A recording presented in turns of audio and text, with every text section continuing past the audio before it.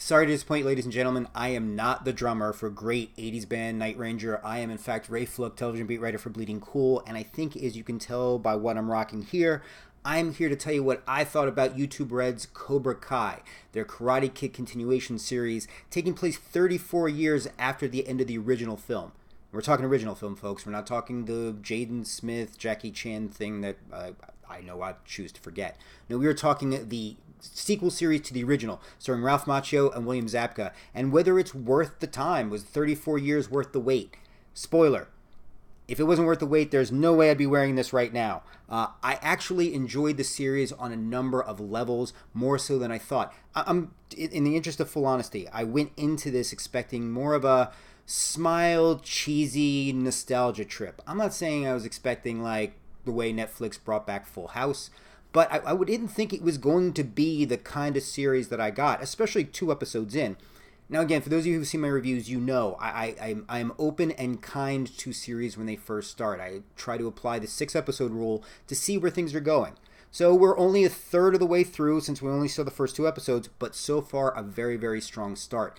Again, I don't hold out a lot of expectations for shows when they first begin. First episode or 2, I need you to kind of set the table, kind of set things in play, give me a sense of where everything is going. And in that regard, the show did an excellent job of not only establishing where things are and how things could have gotten to this point after 34 years, but also gives us a chance to see next generation Karate Kids, for lack of a better phrase, and how they're going to really screw up that whole, Johnny, Daniel trying to get that whole revenge final thing again, though there are aspects of that. But again, let me concentrate on the things that were the most important that I really want to emphasize that I really appreciated. First and foremost, the leads. Ralph Macchio, Daniel LaRusso. Again, it's like he didn't miss a beat with the character, but he's not repeating Daniel LaRusso. This is a Daniel LaRusso that over 34 years has had a good life. He's got a wife, he's got 2 kids. Son, he doesn't really connect with much. Son is more in the screen, but he's got a daughter, Sam, who, as a little girl, she was the one that he taught to do karate, and they have a close connection, even though she's become a teenager, and with his business, things are kind of starting to separate between them. But it's a really nice relationship that they established between Daniel and his daughter. But what I love overall is we see a Daniel LaRusso who is happy, but we're not sure content. He talks about not having enough balance in his life, that a lot of the success he has is very superficial on the surface balance. But we see how much he misses Mr. Miyagi. We see how much he misses having those teachings and that advice to keep himself centered and keep himself focused.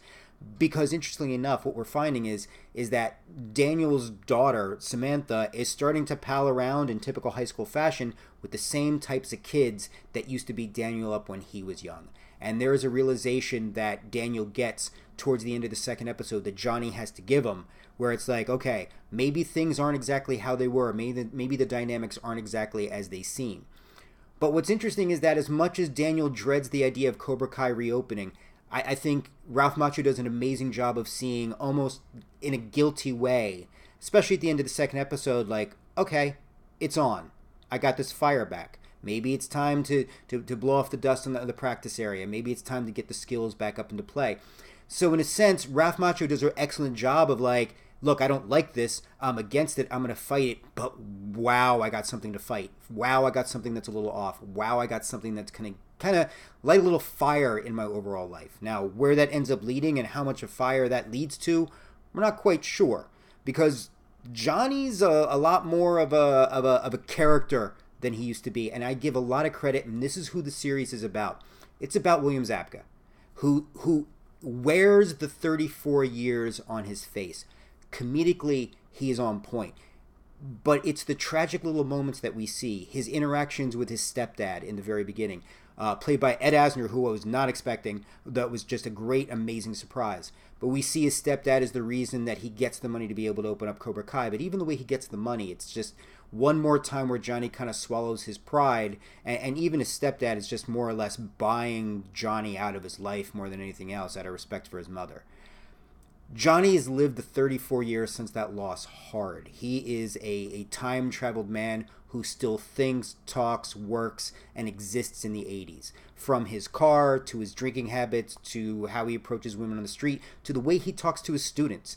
You know, and I love that, because the show so far hasn't been trying to, like, soften him up, but more show him, now that he's put himself out there, like, oh, this isn't the world that I was used to. And the world kind of pushes back, not in a hard way, but in one of those, like, you know that's not how things are anymore. Like Miguel, there's a great line where Miguel goes after him because of the way he talks about, you know, genitals in regards to metaphors. I don't know how much I can curse in this review. But there's a great one. He's like, you really like to play the gender roles and things like that. And it's a beautiful moment. And it's something I think Johnny's coming to the realization of. It's this idea of, Johnny, you weren't the bully. You were the bully because of what your father did to you and the stuff that you had to deal with. You were just paying it forward. You have the opportunity now to help these kids like Miguel, who we know, just spoiler, Johnny's going to end up having a relationship of some type with Miguel's mom, which is going to get even more interesting. I'll talk about that in a second. But we see Johnny starting to realize now that, you know, maybe it doesn't have to be bullies. Maybe it's about teaching kids to be able to stand up for themselves and not be pushed around, and to cut things off when they start. And again, Johnny does this excellent job of being hardcore, but starting to realize, you know what? Life's not going to put up completely with my whole just do everything first and don't care. It's interesting. And again, this is where I want to call out both Zabka and Macchio, who I think in the first 2 episodes have done an excellent job in demonstrating to us that somewhere in the middle is where their worlds are going to meet and where they're going to exist. Daniel's all peace has gotten him a life of just pleasantry but no passion. Johnny's life is all fire and passion with no sense of reason, purpose, and understanding and emotional commitment. Somewhere in the middle, that's going to bridge those two. Also in the middle, and let's be honest, you know, at the end of the second episode, we see them having a meeting of the minds and a verbal sparring at Cobra Kai, and the standoff between Daniel in his car and Johnny looking through the window of his thing. It's symbolic in the sense that I know I cannot wait. We got to get them on a mat and got to get them karate fighting. We know for a while it's going to be done clearly through their respective students. But it got that sense of no matter where they meet in the middle, these guys are still due for one more final confrontation, and it's just gonna have to happen. So the main leads, on point, thumbs up. Secondly, our secondary characters.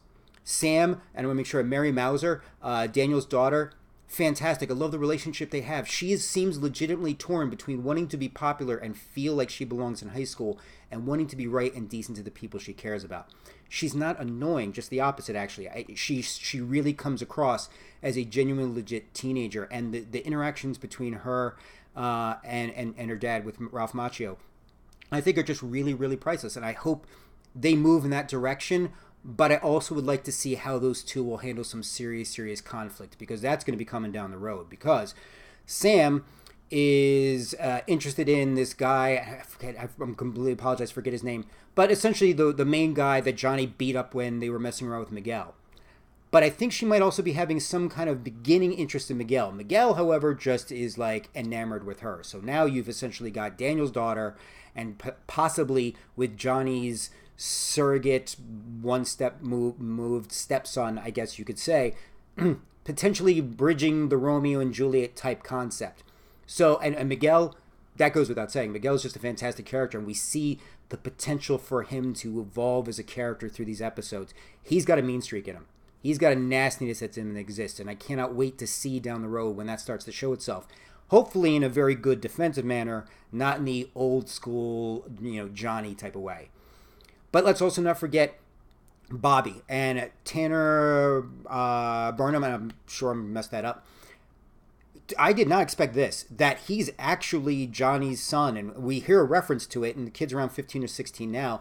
We know he's going to be a factor that comes into play, and I think that also changes the dynamic of the show, because now you're going to have Johnny's son coming in and seeing Johnny essentially working and training with Miguel. If you think there aren't going to be potential issues and problems there, plus, don't you kind of sense there's going to be some type of triangle between good boy, bad boy, and Sam? definitely absolutely see that all playing out. So again, the supporting characters are feeding into something that the road to Daniel and Johnny meeting off, it's going to be a rocky one that may not go the way we expect. We may find out that Daniel and Johnny end up being on the same page a lot more than they would ever expect. That there may be a common goal or a common enemy to unite them both. Third thing, tone and vibe. It's a funny show. But when it's not funny, it can be rough, it can be brutal, and it can be heartbreaking. It is also, as much as I will call it a family show, it is a family show which does not hesitate to use the language, which I appreciate, because I get a sense that you get everything in this show. You know, the way Robbie talks to Bobby for some reason, the way Robbie talks to Johnny on the phone was probably one of the most brutal, like, kid just wanting to have nothing to do with his deadbeat dad that I've ever heard. And Ed Asner's conversation with Johnny in the very beginning, there is a brutal roughness to those types of moments, that it's not just some big fluff, feel good, we're going to give you a happy ending at the end of every episode. Just doesn't exist. And again, that's what I love. You know, there's a reason for this show to exist. It doesn't come across like with a lot of other shows when you bring them back, it's like, okay, we're glad to see them, it's a nice reunion, I'm glad they're getting a paycheck. This show has a reason and a purpose for existing because the concept's interesting, they've established the characters strong, and I want to see where they go with them.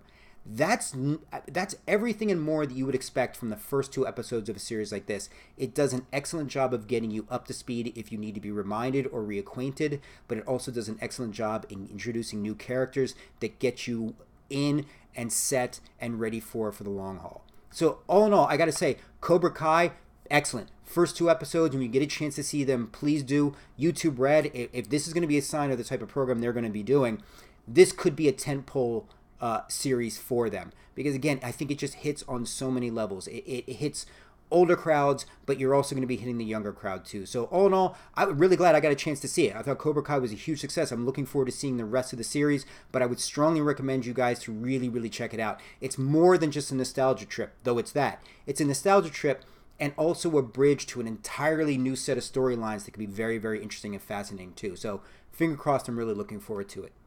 But thank you guys. Hope you like the whole decor. I so apologize for doing that. But definitely check out Cobra Kai. My name is Ray Flook. I'm a television beat writer for Bleeding Cool. Thank you guys for joining me. Really appreciate it. Check out bleedingcool.com for a lot of coverage of a lot of cool pop culture stuff, from comic books to video games to television to film to everything and anything under the pop culture sun. So again, bleedingcool.com. Thank you guys for joining me, and I will see you in the inner tubes. Take care. Yeah, I did that too.